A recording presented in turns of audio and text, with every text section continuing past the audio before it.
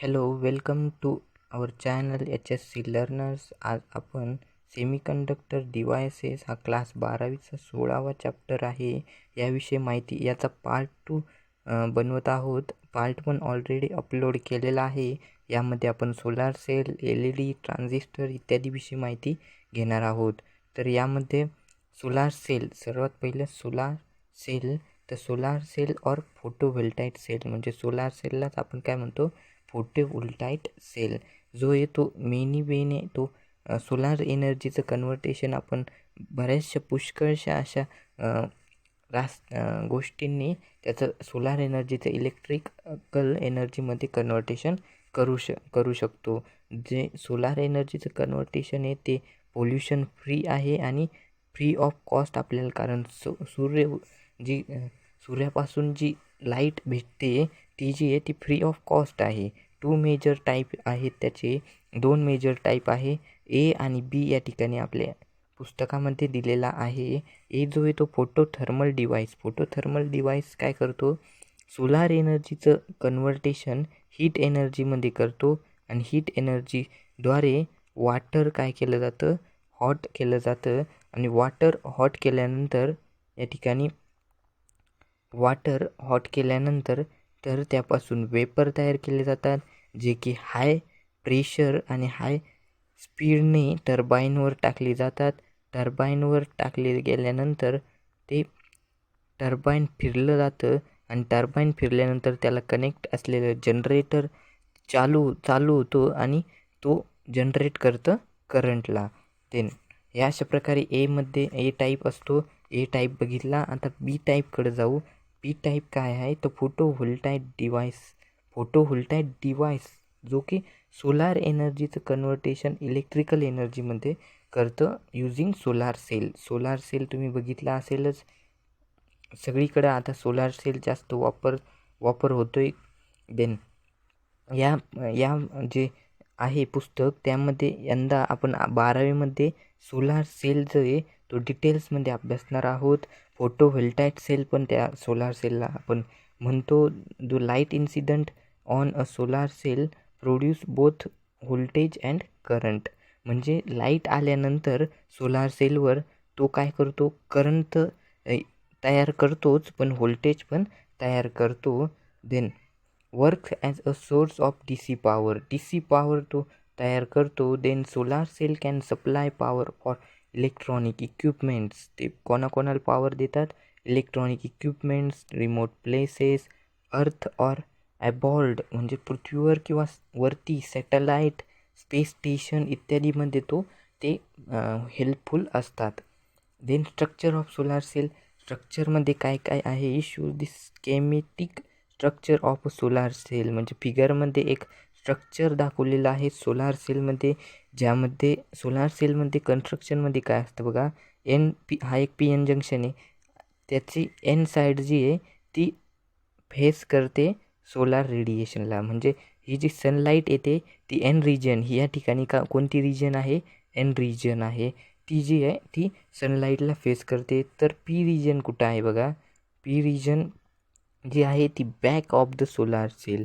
P region कुठे, P side जी आहे ती बॅक ऑफ द सोलार सेलला आहे. Both the P side and N side are coated with conducting मटेरियलनी का, कारण या ठिकाणी जी करंट तयार होईल तो कंडक्टरद्वारेच जाईल, त्यामुळे हे जे कोट केलं जातं ते सगळं कोटिंग केली जाते कंडक्टिनी एखाद्या मटेरियलने त्याची कोटिंग केली जाते. देन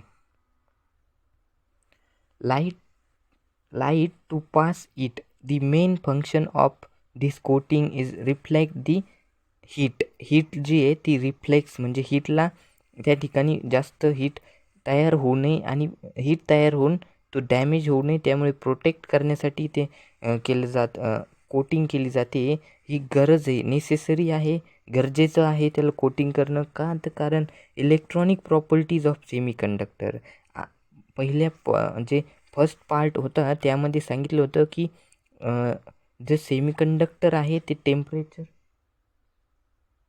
डिपेंडंट असतात, त्यामुळं डिव्हाइस डॅमेज होऊ शकतं. त्यामुळे या ठिकाणी जी कोटिंग केली जाते ती ती गरजेचं आहे, नेसेसरी आहे, are are sensitive to functions in temperature, म्हणजे टेम्परेचरला ते जास्त टेम्परेचर प्रोड्यूस करतात, त्यामुळं कोटिंग करणं गरजेचं आहे. This coating work as electric contact of the solar cell. Electrical contact म्हणजे कंडक्टर असल्यामुळे इलेक्ट्रिकल कॉन्टॅक्ट ते घडवून आणतात. कोणती ती कोटिंग केल्यामुळं. The contact on the end side is called front contact. आता एंड साईड आकृतीत बघा, या ठिकाणी एंड साईड आहे, ही एंड साईड आहे, हिचा जो कॉन्टॅक्ट आहे याला काय म्हटलं गेलं आहे, front contact. Okay, then front contact and that at the P side is called back contact. कुठे बॅक कॉन्टॅक्ट, तर बॅक कॉन्टॅक्ट या ठिकाणी हा बॅक कॉन्टॅक्ट आहे. ही एन असेल तर ही काय असेल, पी असेल. इथपर्यंत खालची सगळं पी आहे. Then N side of a solar cell is thin, पातळ आहे.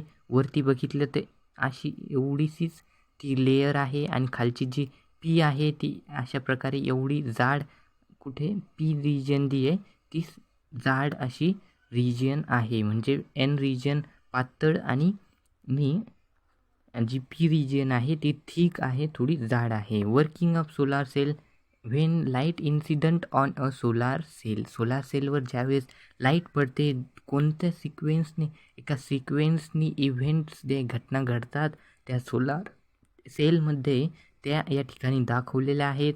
सगळ्यात पहिलं electron and hole pairs are generated in the depletion region. Depletion layer तयार होते त्या ठिकाणी एक, आणि त्यामध्ये काय होतं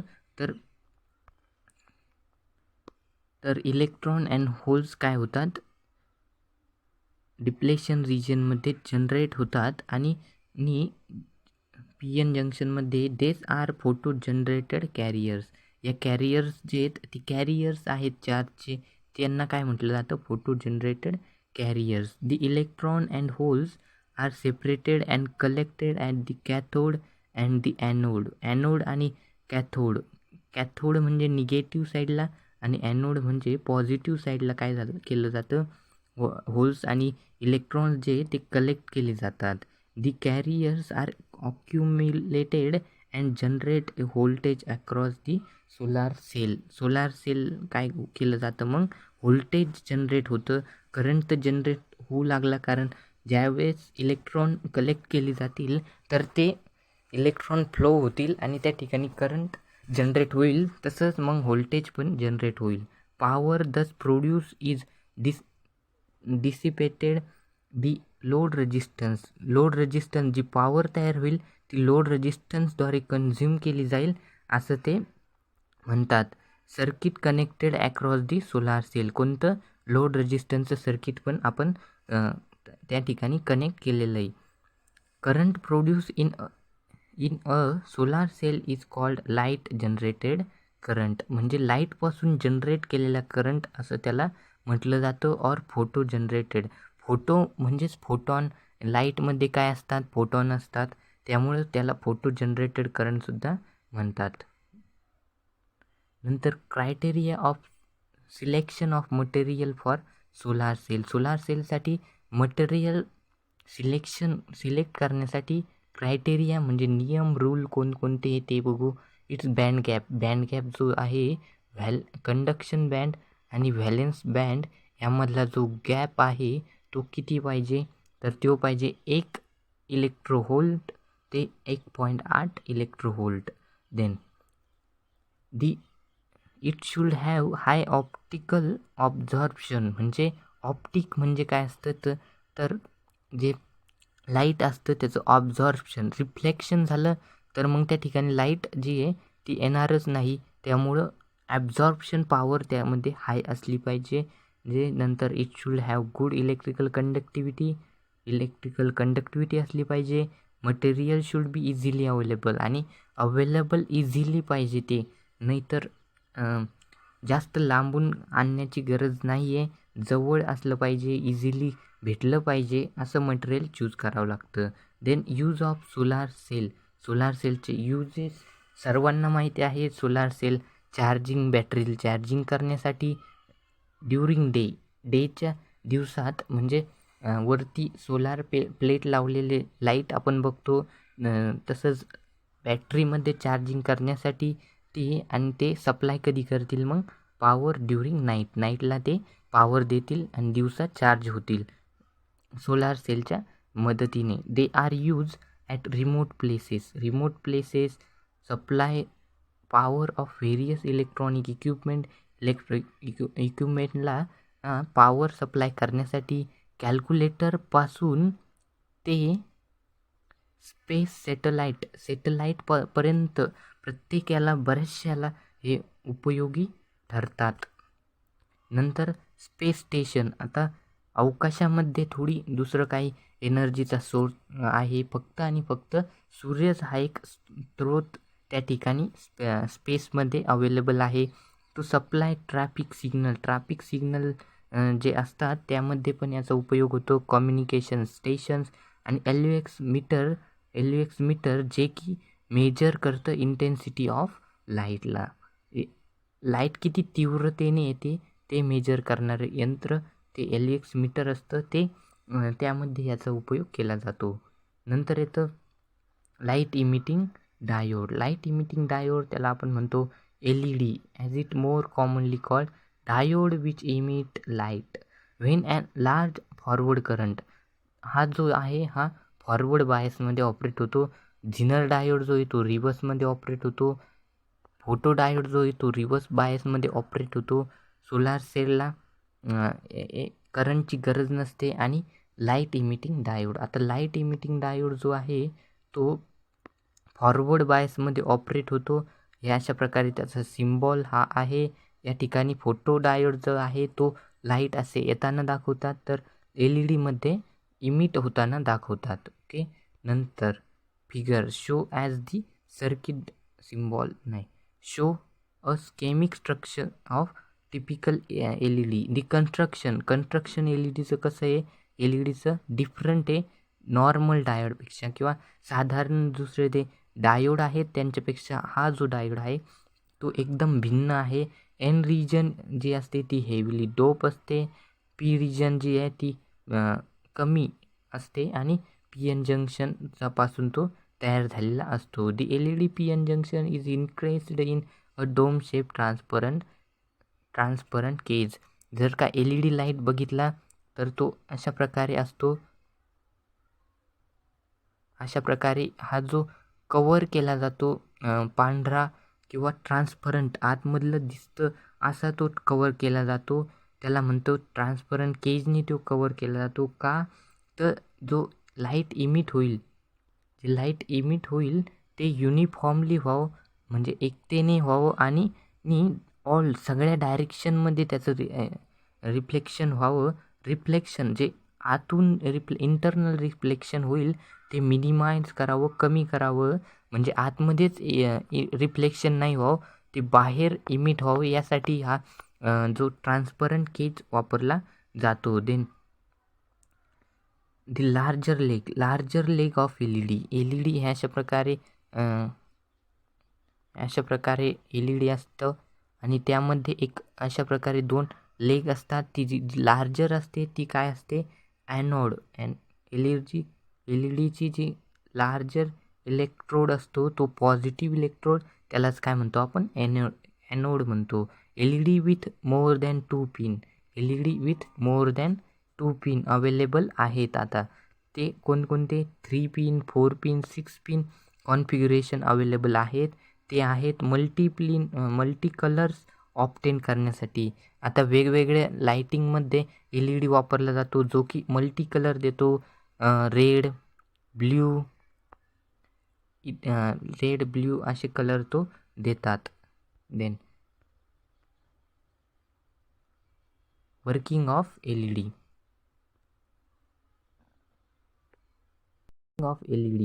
show the then when the diode is forward bias. ज्यावेळेस हा जो PN जंक्शन डायोड खाली दाखवलेला आहे तो जो आहे तो फॉरवर्ड बायस आहे. हे बघा फॉरवर्ड बायस आहे का. एन रिजनमध्ये जास्तीत जास्त इलेक्ट्रॉन्स असतात, तो निगेटिव्ह असतो, आणि हा जो असतो हा पॉझिटिव्ह असतो. हा पॉझिटिव्हला पॉझिटिव्ह आणि या निगेटिव्हला निगेटिव्ह कनेक्ट झालं आहे म्हणजे हा फॉरवर्ड बायसमध्ये डायोड आहे, जो की electron from the semiconductor conduction band recombine. म्हणजे या ठिकाणी काय होतं, तर या ठिकाणी जे फ्री इलेक्ट्रॉन्स आहेत ते इकडं न जाता ते इकडं फ्लो होतील. या ठिकाणी इकडं फ्लो होतील कारण निगेटिव्ह या ठिकाणी या पॉझिटिव्हकडं अट्रॅक्ट होईल, त्यामुळे ते इकडून इकडं जातील. तर या ठिकाणी जाताना हे हेविली डोप्ड असते. आपण मागं बघितलं की ही जे एन रिजन असते ही हेविली डोप केलेली असते, हेविली एकदम जास्त, त्यामुळे होल्स भरून निघतात. पण तरीसुद्धा बरेचसे इलेक्ट्रॉन जे आहेत ते तसेच राहतात आणि ते जे ते रिकम्बाईन होतात म्हणजे आदळतात एकमेकावर आदळतात. तसंच बऱ्याचशा वेळेस ज्यावेळेस आपण एखादा एलिमेंट कंजिस्ट करतो त्यात समजा हे होल्स आहेत आणि इलेक्ट्रॉन्स या ठिकाणी बसत आहेत. ही दुसरी कक्षा आहे, या ठिकाणी पण होल्स आहेत आणि या ठिकाणी पण इलेक्ट्रॉन जात आहेत. म्हणजे इलेक्ट्रॉन या ठिकाणाहून या ऑर्बिटमध्ये जातोय तर त्यावेळेस तो जो एनर्जी इमिट करतो, ज्यावेळेस तो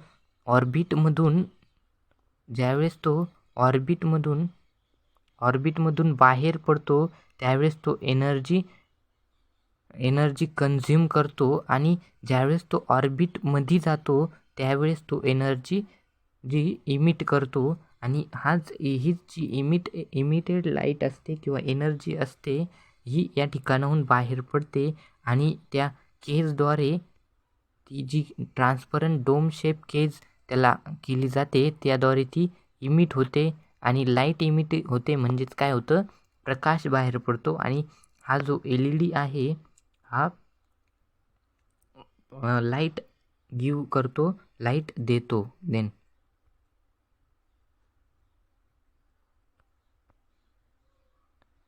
नंतर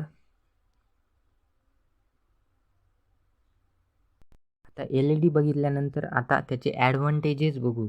ॲडव्हान्टेजेस ऑफ LED. तर LED जो आहे तो एफिशियंट असतो, म्हणजे लाईट आउटपुट जे ते laser more light output for laser जर इलेक्ट्रिकल पॉवर, म्हणजे त्याला सप्लाय कमी दिला तरी जो आउटपुट भेटल तो जास्तच भेटल. इनपुट कमी असलं तरी आउटपुट जास्त देतो. Capable for 135 lumen per watt एवढं तो कॅपेबल असतो प्रोड्यूस करण्यासाठी. Then long life time of LED किती आहे 50,000 अवर्सचा त्याचा लाईफ स्पॅन आहे. मोर इफ प्रॉपरली मॅन्युफॅक्चर, म्हणजे प्रॉपरली जर का बनवला गेला असेल तर तो 50,000 अवर्सपर्यंत टिकतो. म्हणजे लाईफ स्पॅन त्याचा लॉंग आहे, जास्त आहे. हा एक ॲडव्हान्टेजेस आहे. हा एक. आणि आता तिसरा बघू. LED are also solid state light as they are made of solid material with no filament or tube or bulb to break. म्हणजे सॉलिडपासून बनलेला असतो त्यामुळे ब्रेक वगैरे, जसं जंक्शन ब्रेकडाऊन बघितलं तसं ब्रेक वगैरे होत नाही, त्यामुळे तो जास्त टिकतो. Almost no warm up period. LED start emitting light in nano second. म्हणजे सेकंड नाही, नॅनो सेकंडमध्ये तो स्टार्ट होतो, म्हणजे हाय स्पीड ऑपरेशन करतो, त्यामुळे तो जास्त आवश्यक आहे. Excellent current rending colours produce by LED do not failed out making them perfect for display and retail application. म्हणजे वेगवेगळ्या प्रकारचे कलर तो देतो, तो वेगवेगळ्या ॲप्लिकेशनमुळे मध्ये त्याचा उपयोग होतो. इन्व्हायरमेंट फ्रेंडली, म्हणजे इको फ्रेंडली, म्हणजे पर्यावरणपूरक असा तो आहे. पर्यावरणाला कोणता पण अशा प्रकारचा धोका होत नाही. जो पारा असतो, जो मर्क्युरी आपण यूज करतो बऱ्याचशा इक्विपमेंटमध्ये, जसं तापमापीमध्ये, त्याने बऱ्याचशा आपल्या स्किनवर प्रॉब्लेम येऊ शकतो. तसंच तो लाईटमध्ये पण मर्क्युरी पारा जो आहे तो वापरला जात होता, त्याने आपल्या शरीरावर इजा होत होती. मात्र आता LED आल्यामुळे तो जो आहे तो इको फ्रेंडली आहे, तसा कोणत्याही प्रकारचा हार्मफुल तो नाही आहे. Then controllable brightness and colour of the light emitting light emitted by LED can be control, म्हणजे किती आपल्याला लाईट इमिट करायची हे कंट्रोल आपण करू शकतो. नंतर डिसॲडव्हान्टेजेस, जी ब्ल्यू लाईट त्यापासून प्रोड्यूस करतो त्यातून जास्त टेम्परेचर डिपेंड असतं आणि व्होल्टेज सेन्सिटिव्ह असल्याने हाय इनिशियल कॉस्ट असते LEDची, म्हणजे जास्त खर्चिक तो असतो, व्होल्टेज सेन्सिटिव्ह असतो आणि टेम्परेचर सेमीकंडक्टरचा बनला आहे म्हणजे टेम्परेचर डिपेंडंट त्याच्या प्रॉपर्टी असतीलच. पण ब्ल्यू लाईट जी आहे ती क्वालिटी चांगली नसते आणि ती हार्मफुल असते आपल्यासाठी. देन ॲप्लिकेशन ऑफ LED सर्वांना माहिती आहे. LED वेगवेगळ्या प्रकारचे जे counters system, burglar alarm systems, optical communications, indicator असतात गाडीचे, त्यामध्ये इलेक्ट्रिक इक्विपमेंटमध्ये जसं TVचा डिस्प्ले, फोनचा display screen of phone, handset, LED television भेटते, व्हेकल हेड लॅम्प्स पण त्यापासून बनतात. डोमेस्टिक अँड डेकोरेटिंग इल्युमिनेशन, म्हणजे डेकोरेट करण्यासाठी आवश्यक असणारे जे इल्युमिनेशन्स असतात, लाईटिंग वगैरे, स्ट्रीट लाईटिंग, रस्त्याचे जे लाईट असतात त्यामध्ये पण LEDचा वापर केला जातो. आता bipolar junction transistor. A junction transistor is a semiconductor device. तो एक सेमीकंडक्टर डिव्हाइस आहे जो की 2 जंक्शन त्यामध्ये असते. 2 जंक्शन कोणते? P आणि N जंक्शन. अँड 3 टर्मिनल कोणते? तर इमिटर, कलेक्टर अँड बेस. ह्याच्या प्रकारे 3 टर्मिनल त्यामध्ये असतात. The current in a transistor is carried by both electron and holes, hence it is called bipolar junction transistor. Bipolar junction transistor का म्हटलं जातं? कारण करंट जो आहे तो दोन्ही इलेक्ट्रॉन आणि होल्स दोन्हीनी कॅरी करतात, त्यामुळे बायपोलार जंक्शन ट्रान्झिस्टर म्हटलं जातं. A transistor has 3 doped region, 3 dope region असतात and which form structure with 2 back to back PN junction. ह्याच्या प्रकारे त्याचे रिजन असतात. ही इमिटर समजा, हा कलेक्टर वगैरे आणि हा बेस. तर या ठिकाणी PNP जरी म्हटलं तरी PN म्हणजे 2 PN, आपल्याला PN junction back to back भेटू लागलेत म्हणजे त्याला आपण म्हणतो back to back PN junction. There are 2 type of transistor, PNP आणि NPN असे 2 ट्रान्झिस्टर या ठिकाणी त्याचे प्रकार पडतात बायपोलार जंक्शन ट्रान्झिस्टरचे. हा सर्किट सिम्बॉल आहे त्याचा, अशा प्रकारे त्याचा सर्किट सिम्बॉल असतो. या ठिकाणी जो करंट आहे तो P कडून N कडं जाताना दाखवला जातो आणि हे सर्किट सिम्बॉल ऑफ BJT. देन आता या ठिकाणी इमिटर इज अ थिक जाड अशी हेवीली डोप केलेली लेयर आहे कोणाची? तर supplies a large number of majority carriers. कारण हेवीली डोप असल्यामुळे त्या ठिकाणी जास्तीत जास्त कॅरियर्स असतात फॉर दी करंट फ्लो होण्यासाठी कॅरियरचीच आवश्यकता असते. Stay through the transistor. ठीक आहे. देन बेस जी ती थिन आहे, हे बघा ही जी मधली छोटीशी लेयर दिसते P ची, ती आहे बेसची, ती लाईटली डोप केली जाते आणि सेंट्रल लेयर आहे म्हणजे मधात आहे.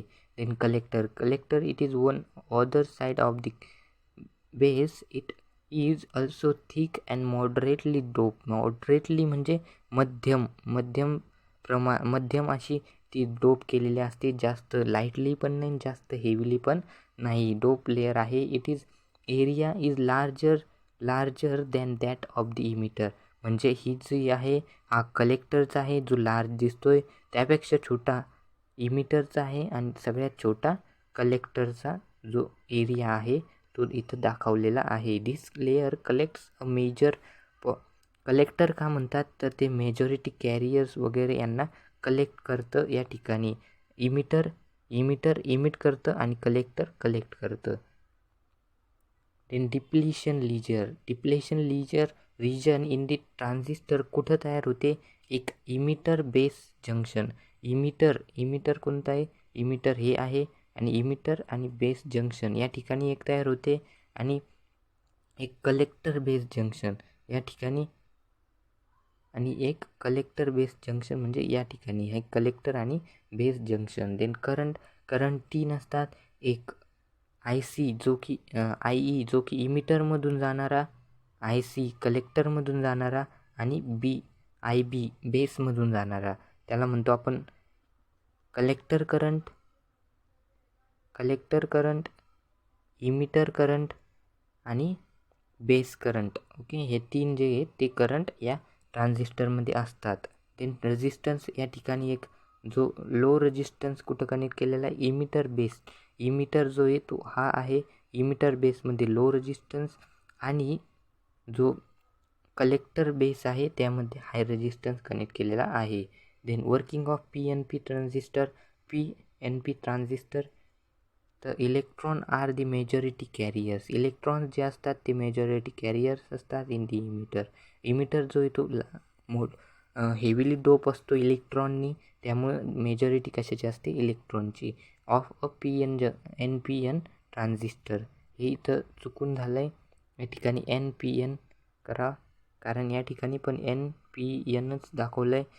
The emitter current IE due to electrons. कारण जर का मेजॉरिटी कॅरियर्स इलेक्ट्रॉनची आहे तर कशामुळे तो करंट तयार होईल, इलेक्ट्रॉनमुळं. आणि the current flowing through the emitter base junction is large because it's forward bias. हे बघा या ठिकाणी हा P आहे, हा N आहे आणि हा P आहे. या ठिकाणी हा निगेटिव्ह साईड जी आहे ती जी आहे ती निगेटिव्ह साईड ही निगेटिव्हला कनेक्ट आहे आणि जी पॉझिटिव्ह साईड आहे ती पॉझिटिव्हला कनेक्ट आहे. त्यामुळं तो फॉरवर्ड बायसमध्ये जास्त करंट असतो. It is interesting to know how this possible. Okay, then transistor configuration. 3 configuration आहेत. Common emitter configuration, CE, common base configuration आणि कॉमन कलेक्टर कॉन्फिगरेशन. ही जी आहे हा सर्किट डायग्राम आहे कॉमन इमिटरचा. कॉमन इमिटर हा मोस्ट वाईडली यूज केला जातो आणि या ठिकाणी अशा प्रकारे हा कॉमन म्हणजे ग्राउंड केलं जातं इमिटरला. या ठिकाणी AC current, load resistance, voltage across collector आणि इमिटर या ठिकाणी आहे. देन हा इथं पण लोड रेजिस्टन्स आणि या ठिकाणी ट्रान्झिस्टर कनेक्ट केला आणि याची ही इमिटर साईड आहे तिला इकडे ग्राउंड कनेक्ट केलेला आहे. त्याला म्हणतो आपण दी कॉमन इमिटर कॉन्फिगरेशन. ठीक आहे. नंतर common base configuration. Common base कॉन्फिगरेशनमध्ये हे बघा इथं बेसला ग्राउंड केलं आहे. ग्राउंड म्हणजे अर्थिंग म्हणतो आपण त्याला. अर्थिंग केलं जातं म्हणजे करंट ह्या प्रकारचा सिम्बॉल काय दाखवतो, तर जी करंट आहे तो जो आहे तो ग्राउंडमध्ये जातो आहे, जमिनीत जातो आहे. ज्यावेळेस आपण कनेक्ट करतो ना की अर्थिंग म्हणतो आपण त्याला. देन या ठिकाणी हा NPN ट्रान्झिस्टरमध्ये ग्राउंड केलं आहे आणि हे PNP ट्रान्झिस्टरमध्ये ग्राउंड केलं आहे. देन कॉमन कलेक्टर हे अशा प्रकारे केलं जातं. कलेक्टरला काय केलं जातं, ग्राउंड केलं जातं या ठिकाणी. ओके. नंतर इनपुट कॅरेक्टरिस्टिक्स. हे मोठं घेतलं आहे कारण हा ग्राफ पण आला पाहिजे आणि हे सगळं समजलं पण पाहिजे. देन तर काय म्हणतात ते बघा, द व्हॅरिएशन ऑफ बेस करंटची व्हॅरिएशन जी आहे ती IB with base emitter voltage विषयी इज कॉल्ड इनपुट कॅरेक्टरिस्टिक्स. म्हणजे जी व्हॅरिएशन आहे बेस करंट आणि बेस इमिटर व्होल्टेज यामधली त्यांना काय म्हणतात, इनपुट कॅरेक्टरिस्टिक्स. इनपुट म्हणजे जे आपण व्होल्टेज देणार आहोत त्याचे characteristics. While studying the dependence of IB on VBE. Dependence एकमेकाला जे बेस करंट आहे आणि व्होल्टेज ऑफ बेस इमिटरचं आहे ते कसे डिपेंडंट आहे ते समजून घ्यावं. The current emitter voltage is kept fix. यामध्ये काय केलं जातं, इनपुट कॅरेक्टरिस्टिक्ससाठी जे कलेक्टर इमिटर व्होल्टेज असतं ते कॉन्स्टंट किंवा एक फिक्स ठेवलं जातं आणि मग कॅरेक्टरिस्टिक्स फाइंड केले जातात. As we can see in the figure. कोणती फिगर, ह्या फिगरमध्ये आपण बघू शकतो की initially the current is very small. तुम्ही म्हणताल 100 आहे 20 आहे आणि व्होल्टेज फक्त एकच आहे. पण या ठिकाणी बघा, या ठिकाणी मायक्रो ॲम्पियरमध्ये आहे, ते ॲम्पियरमध्ये नाही. मायक्रो ॲम्पियर हे एकदम लहान असं एकक आहे, त्यामुळं ते कमीच आहे या ठिकाणी दाखवल्याप्रमाणे. कुठे the initial the current is very small till the barrier potential overcome when the voltage BE जो आहे तो, जे आता इकडं आहे voltage BE is more than the barrier potential, the characteristics is similar to that forward bias current. ते मागं सांगितल्याप्रमाणे व्होल्टेज म्हणजे ॲक्रॉस बेस आणि इमिटर आहे ते फॉरवर्ड बायस असल्याने ते कसं आहे, ते लार्ज आहे, मोर आहे किंवा जास्त आहे. दी इनपुट डायनेमिक रेजिस्टन्स, एक नवीन टर्म आहे input dynamic resistance. Input dynamic resistance म्हणजे काय, दी ट्रान्झिस्टरमध्ये ही टर्म आढळते. ती कशी डिफाईन केली जाते, ती रेशिओ गुणोत्तर change in the base emitter voltage, base emitter व्होल्टेजमध्ये चेंज आणि दी रिझल्टिंग चेंज इन, म्हणजे ज्यावेळेस आपण चेंज करतो बेस इमिटर व्होल्टेज त्यावेळेस बेस करंटमध्ये काय चेंज येतो यांचा ज्यावेळेस रेशिओ काढू त्याला आपण ॲट कॉन्स्टंट, म्हणजे ज्यावेळेस constant collector base voltage constant असतं त्यावेळेस बेस कॉन्स्टंट ठेवलं कलेक्टर आणि बेस व्होल्टेज, आणि त्यावेळेस जर का आपण चेंज केलं बेस इमिटर व्होल्टेज तर करंटमध्ये काय, बेस करंटमध्ये काय फरक पडतो त्याचा रेशिओ ज्यावेळेस काढला जातो त्याला म्हटलं जातं डायनॅमिक रेजिस्टन्स. देन ह्या ठिकाणी त्याचं सूत्र आहे dynamic resistance is equal to delta V. Delta V म्हणजे काय, तो व्ही डेल्टाचा अर्थ होतो की या ठिकाणी मायनस करायचे चेंजमध्ये, चेंज व्होल्टेज जे चेंज होणार आहे त्याचं एकमेकांशी मायनस करून, आणि खाली डेल्टा जे आहे आय बी म्हणजे चेंज इन बेस करंट, आणि वरती change in base emitter current voltage, base emitter voltage. या ठिकाणी अशा प्रकारचा हा ग्राफिकल जे चेंज इनपुट कॅरेक्टरिस्टिक दाखवलेला आहे. या ठिकाणी आउटपुट कॅरेक्टरिस्टिक दाखवलेला आहे. Variation of the collector current, variation of collector current I C with the variation of the collector emitter voltage, त्याला काय म्हणतो आपण output characteristics of a transistor. Okay, then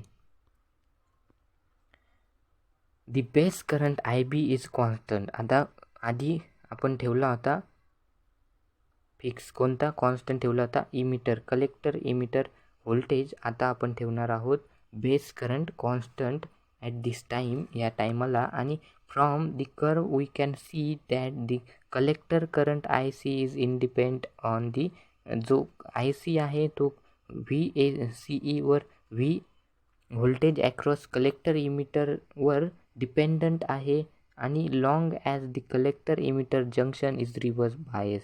collector emitter junction आपण reverse bias ठेवतो, तो also the collector current I C is the large of for large values of the base current, आणि I B when V C E म्हणजे voltage across C collector emitter is constant या ठिकाणी ठेवलेला आहे. The output dynamic resistance, आता input dynamic resistance सारखीच ही एक टर्म आहे जी की ती कशी डिफाईन केली जाते तर ratio of the change in the collector emitter voltage, ratio गुणोत्तर कशाचा, चेंज होण्याचा, कलेक्टर इमिटर व्होल्टेज चेंज होण्याचा, आणि the change in the collector current यांचा जो रेशिओ आहे ॲट कॉन्स्टंट बेस करंट त्याला काय म्हणतो आपण डायनॅमिक रेजिस्टन्स. ह्या अशा प्रकारे हे त्याचं सूत्र, आणि हे जी आहे ती graphical representation of output characteristics. Then ट्रान्झिस्टरचं यूज काय होतो, ॲज ॲन ॲम्प्लिफायर त्याचं यूज होतं. पण ॲम्प्लिफायर काय आहे, तर amplifier is the device which used for increase the amplitude of the alternating signal, voltage किंवा करंट म्हणू शकतो अल्टरनेटिंग सिग्नलला.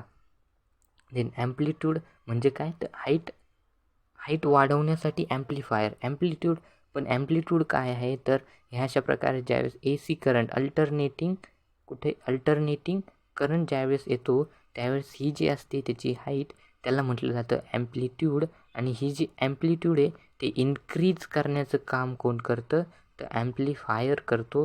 ह्या अशा प्रकारे ॲम्प्लिफायर हे काम करतो. Then logic gate. आता लास्ट पॉईंट आपल्या चॅप्टरचा लॉजिक गेट. हे जे आहे ते डिजिटल सिग्नल आणि ॲनालॉग सिग्नलविषयी आधी बघू. तर ॲनालॉग सिग्नल म्हणजे काय, टाईमविषयी. हे बघा, व्होल्ट आणि टाईम चेंज झाला तर व्होल्ट कसं झालं, चेंज झालं. पण डिजिटल सिग्नल म्हणजे काय तर त्या टाईमला तो डिजिटल सर्किट जो आहे तो व्होल्ट चेंज करत नाही टाईमानुसार. ओके, त्याला आपण म्हणतो डिजिटल सिग्नल. नंतर a digital circuit with one or more input. त्याला 2 किंवा 3 इनपुट, 1 किंवा 2 इनपुट असतात आणि ओन्ली 1 आउटपुट मात्र एकच असतं. हे 2 इनपुट आहेत आणि हे काय आहेत, आउटपुट एकच आहे. Then called a logic gate. म्हणजे 2 इनपुट असतील आणि 1 किंवा 2 इनपुट असतील आणि एकच आउटपुट असेल, अशा डिजिटल सिग्नलला आपण काय म्हणतो, logic gate. It is switching circuit that follows certain logical relationship. ते काय करतं, लॉजिकल रिलेशनशिप देतं इनपुट आणि आउटपुटमध्ये. Voltage therefore they are generally known as logic gate. का तर रिलेशन देतं, लॉजिकल रिलेशन देतं त्या इनपुट आणि आउटपुटमध्ये, त्यामुळे त्याला म्हटलं जातं लॉजिक गेट्स. ओके. नंतर gates because they control the flow of सिग्नलच्या फ्लोला ते कंट्रोल करतात. और इन्फॉर्मेशन, सिग्नलला किंवा इन्फॉर्मेशनला ते काय करतात, कंट्रोल करतात. The output of a logic gate can have only one of the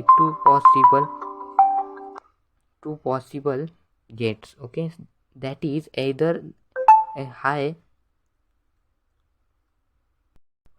तर मग आता आपण whether the output voltage of a logic gate is high असेल तर त्याला आपण 1ने डिनोट करतो आणि लो असेल तर 0ने त्याला डिनोट करतो. Will depend upon the condition at its input. Therefore are 5 common logic gate. जे कंडिशन असते इनपुट हाय दिलं किंवा लो दिलं तर ते काय देतात, त्यावरून त्याचे 5 प्रकार पडलेत.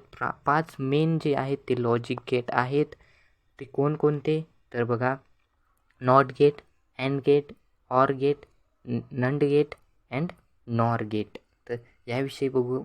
नॉट गेटचं एवढं सगळं लिहिण्याची आवश्यकता नाही, फक्त त्यामध्ये एवढं एक ही सिम्बॉल, त्याचं y इज इक्वल टू काय आहे आणि त्याला काय म्हणतात एवढं जरी लिहिलं तरी फार होईल. तर सगळ्यात पहिलं, this is the most basic logic gate. हा बेसिक एकदम लॉजिक गेट आहे. It has 1 input and 1 output. हे बघा, या ठिकाणी बघू शकता, एकच इनपुट आहे आणि एकच आउटपुट आहे. आणि ज्याला 1 दिला म्हणजे हाय दिला तर तो लो देतो, आणि ज्यावेळेस लो दिलं जातं त्यावेळेस तो हाय देतो.